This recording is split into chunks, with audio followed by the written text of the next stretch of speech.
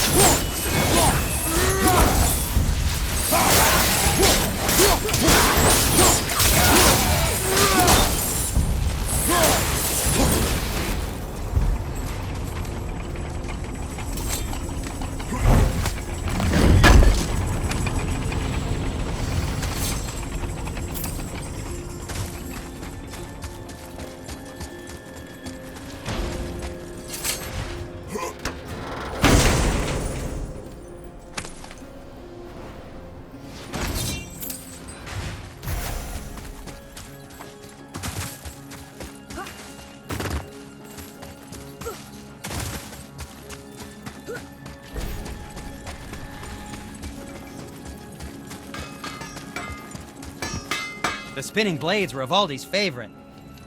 I always thought them a bit garish.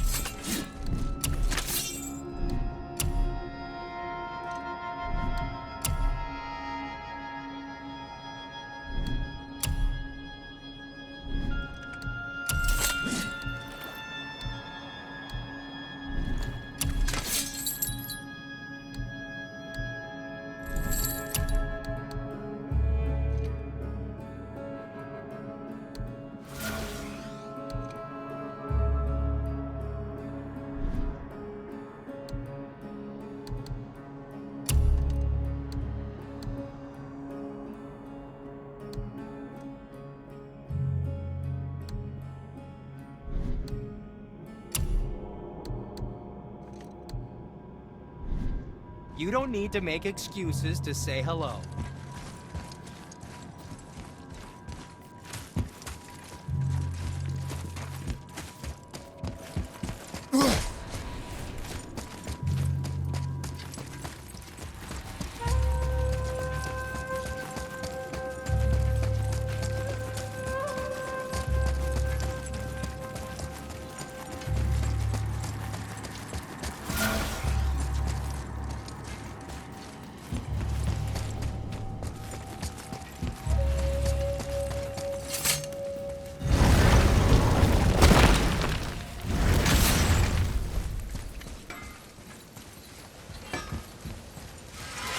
Putzing around Niflheim, have we? How can you tell? I'd recognize Evaldi's stench of failure anywhere.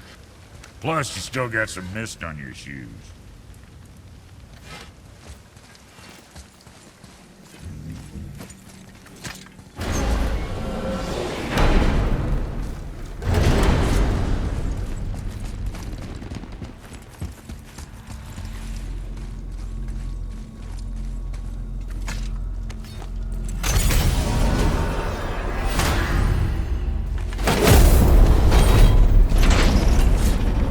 Before we return to Midgard, I should warn you.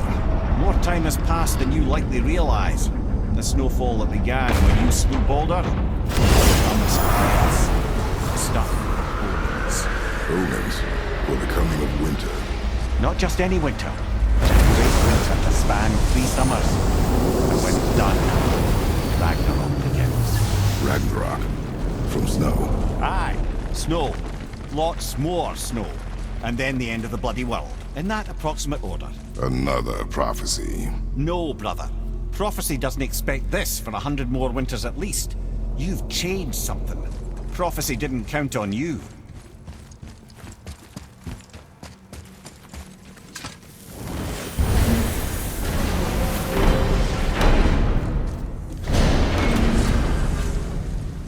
I'm telling you, it's Fimbulwinter. I can feel it in my scrotum. This is the big one. Stop saying that. Oh, you're making me very nervous. It was bound to snow sooner or later. That ain't just snow, and you know it. It's the end times. How dare you make me the voice of reason? Guys? Just discussing the weather. Bit of a cold snap lately.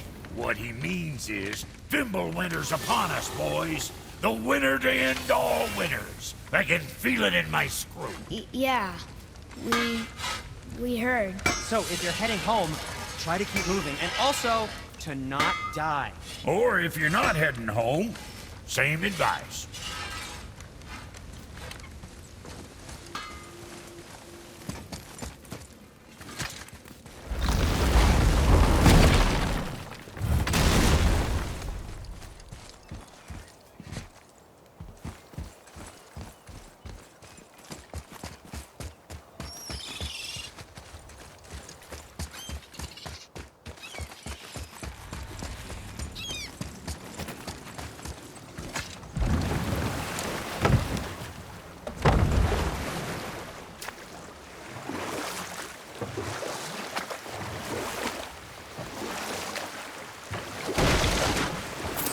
I see something down there.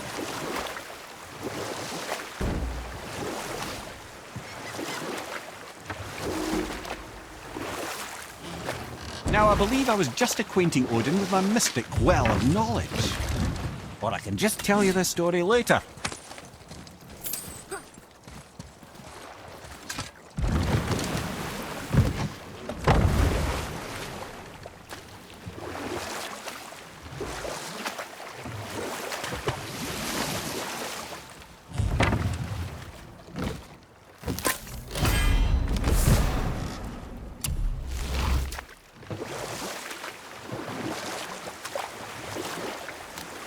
Now, I believe I was just acquainting Odin with my mystic well of knowledge. Or rather, I should say, a well of water laced with enough mystic mushrooms to make a god see visions.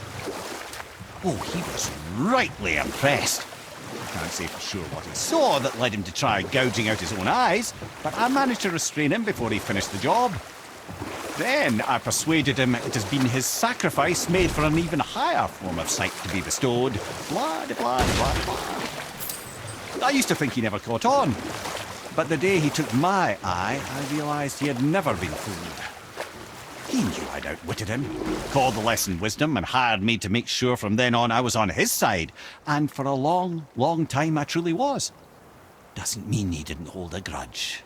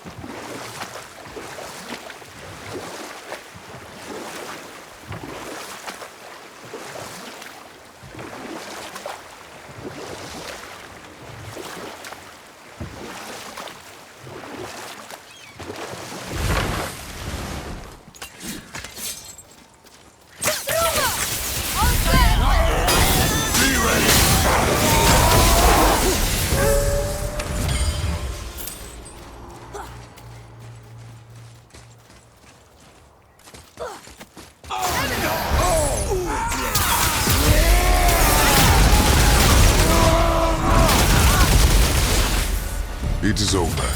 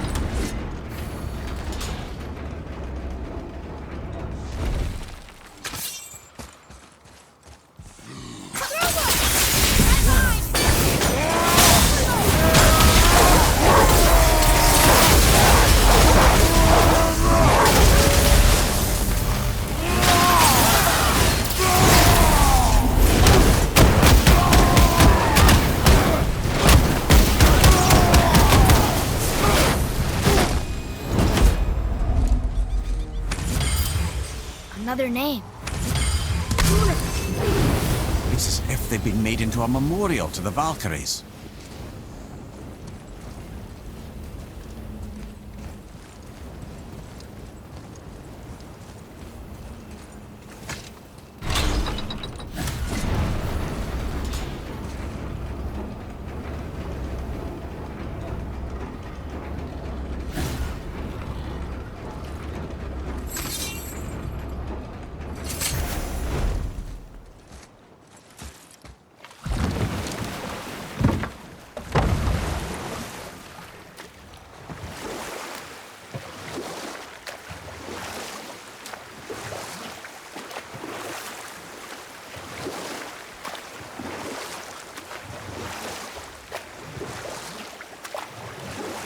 Mimir, I still don't get why you ever wanted to work for Odin.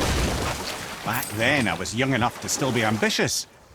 The Aesir gods were as powerful a force as I'd come across, but they clearly lacked for strategy, focus, and sage counsel. All this could I faithfully provide. And so, a stranger from a far-off island found himself with Odin's ear, trusted as he trusted no one but himself. And with that kind of power, laddie, I must confess, there are perks. Yeah, but he's Odin. I never claimed to be perfect, laddie, only clever. And often too clever by half. So what'd you do to get Odin so mad at you? Well, for a long time my job was to enable Odin, and I was fucking excellent at it. Gradually, as I grew more to care about people and the world, my job became to contain him, to protect him from himself. By serving peace, I served his interests as well, that's the truth. But he saw it as disloyalty. No longer trusting my motives, but not wishing to part with my brain or tongue, he bound me to a tree and adopted a new pastime of casual torture. Well, I'm glad we came along to cut off your head. Aye, lad. Lucky break that was.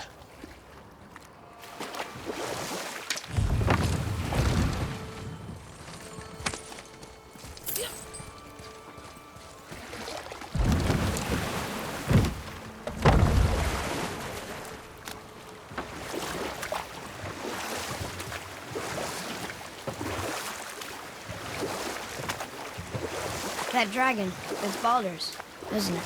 Yes. And you brought it down to save me? It was very heroic.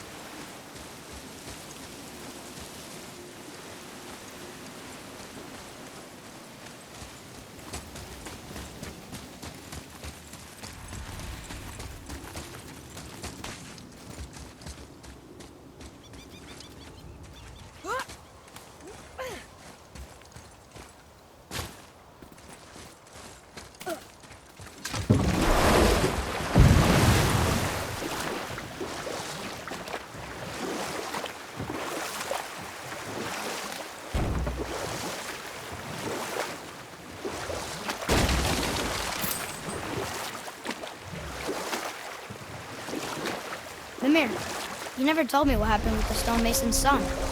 Hrimthur, son of Thamur.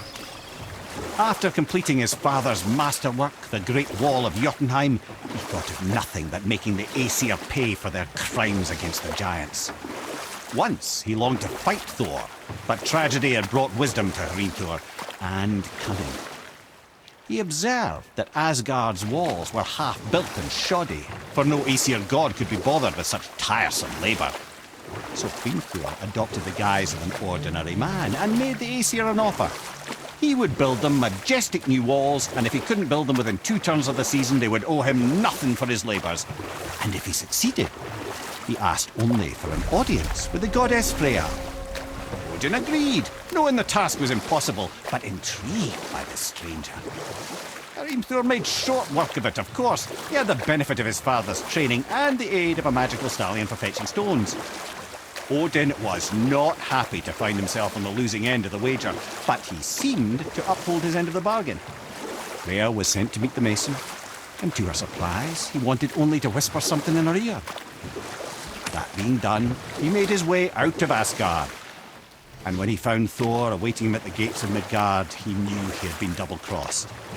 But he didn't care, because his plan was complete. It was?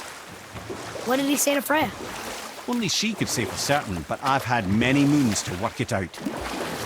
Hrimthur knew that Freya loathed the Aesir, despite her marriage to Odin, and I believe he gave her the secret to Asgard's defences. Some weakness he may have built in, structural or magical, which I expect will be exploited come Ragnarok when Surtur arrives to burn Asgard to ash. If not sooner.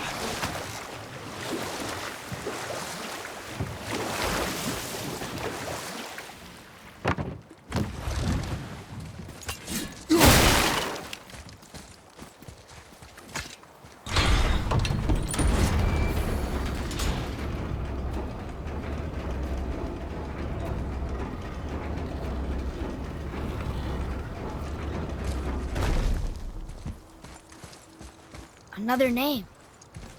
Hildur. Someone who loved the Valkyries enough to do this? I wonder. Perhaps the Queen?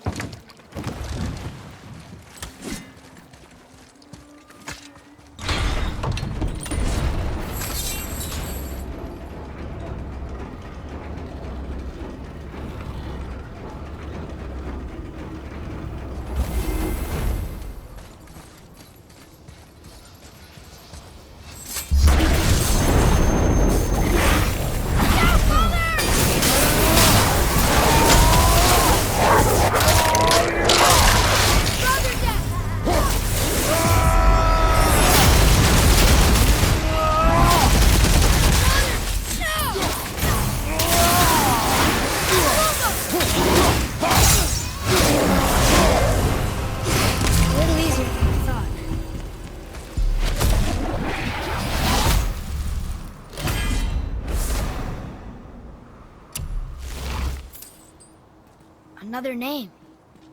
Here, Drifle. Why the arcane runes? Perhaps we're meant to find something in Muspelheim and Niflheim.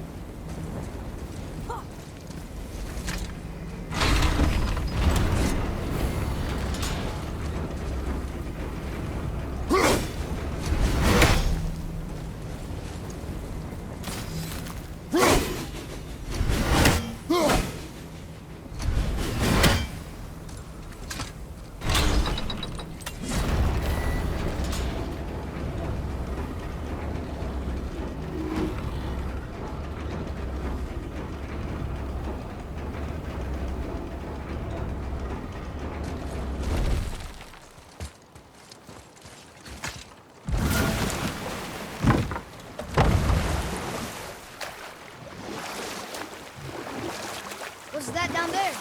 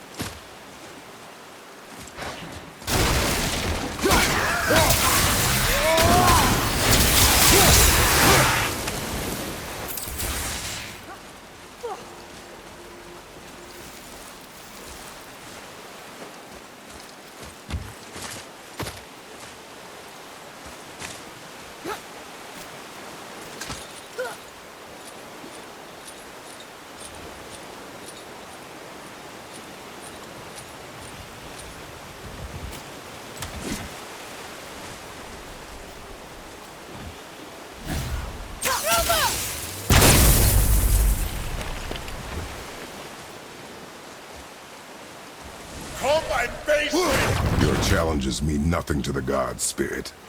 They do not listen. Do not mock my pursuit of vengeance. Though my family devoted their lives to worshipping Thor, I've devoted mine to his downfall. And I will start with that statue looming over my father's grave. Unlikely. You are dead. Is there something we can do? For a reward, of course. If you bring down the statue, you have my blessing to loot my father's grave. He rests on an island to the east. Why do you hate Thor so much?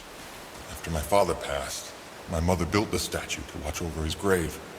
Imagine our surprise when the god of thunder himself came to offer condolences. At first we were thrilled, but he quickly took advantage of our hospitality. My mother begged him to leave, and Thor, in his drunken rage, killed her. I was left with nothing but grief. Eventually I lost that as well, and found only rage in its place. I'm so sorry. Come, boy. We have a statue to destroy.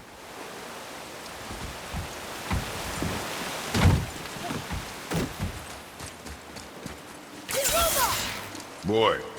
Yes, sir.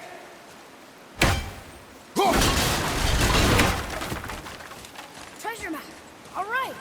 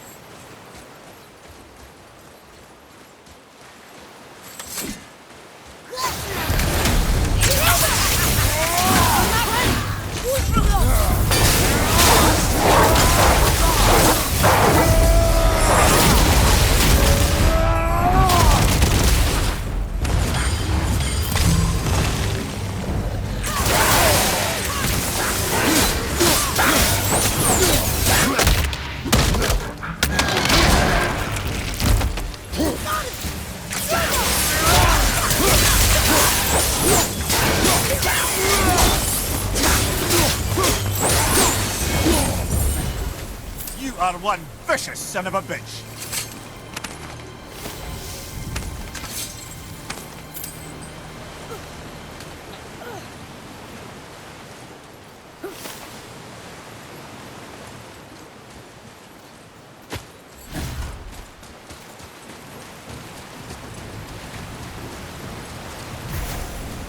Atreus, to me.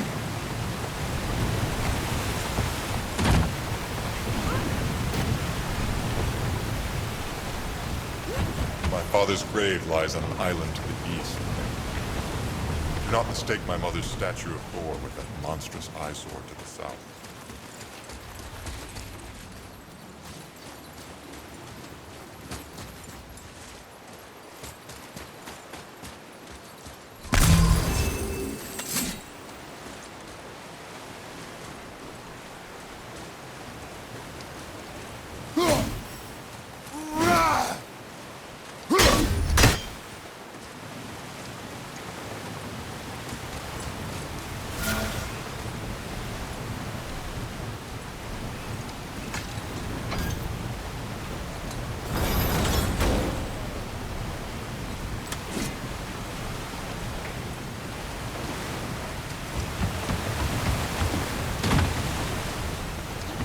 I cannot rest while my mother's murderer stands above my father's grave.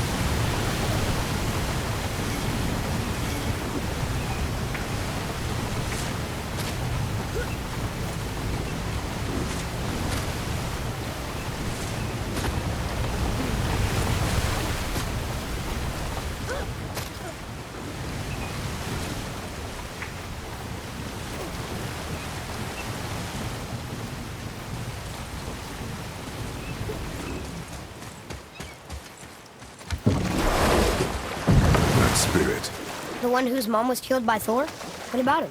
Let his story be a reminder. The lives of men mean nothing to the gods.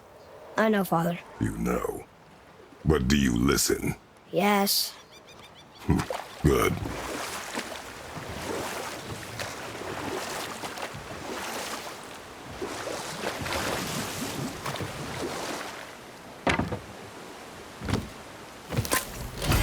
Okay.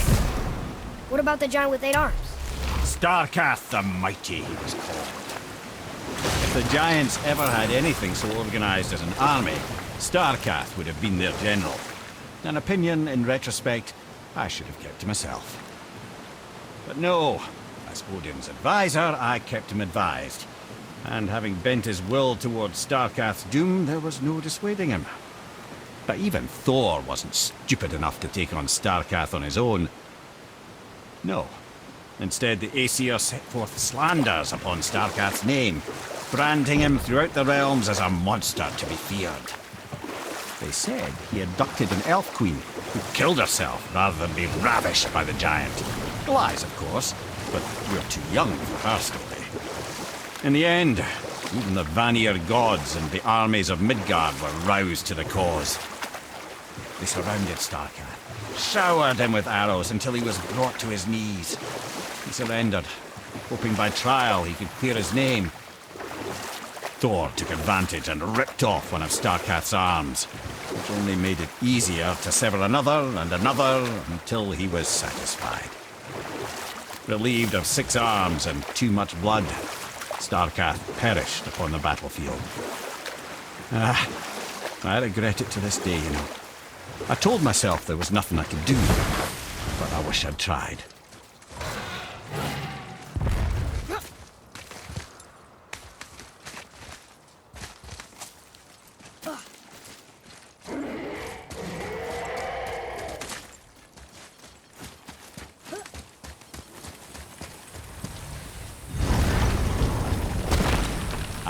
Fafnir.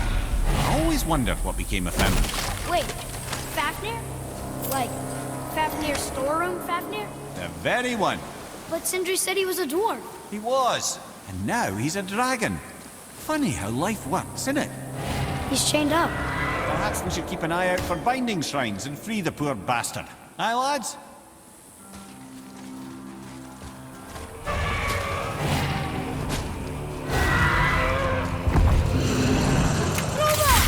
Focus up, boy.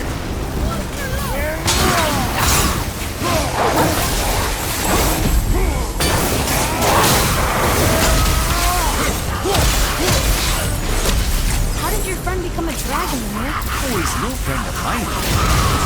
Stroke is a constant source of annoyance amongst Aesir and Vanir alike. Why free him? Trust the recently liberated brother. No one deserves to be held captive like this. Greedy little dwarf come dragon.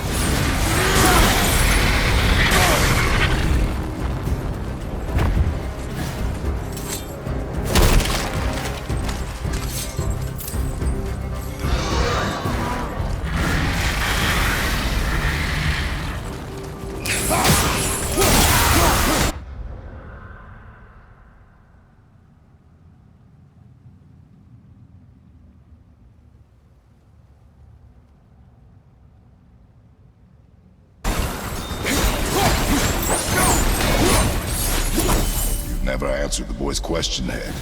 How did this dwarf become a dragon? Well, I don't know for certain, though I'd wager his penchant for stealing magical artifacts had something to do with it. Must have stolen a trinket from the wrong Vanir goddess. Look here.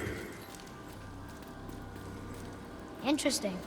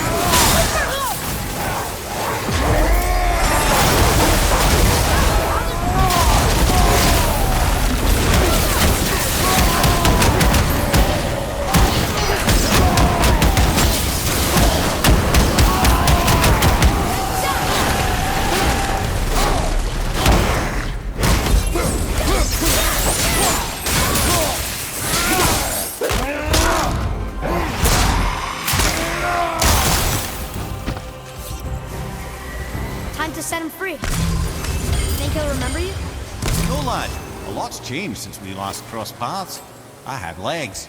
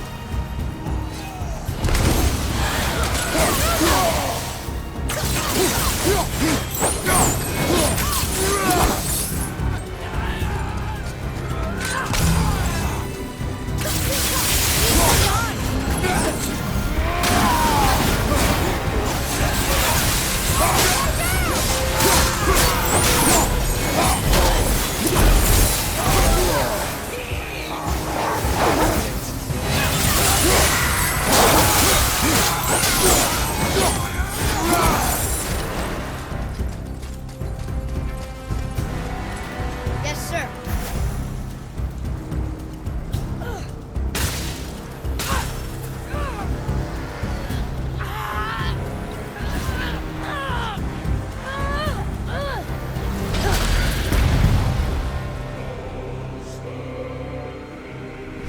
There you go, you wee little bugger.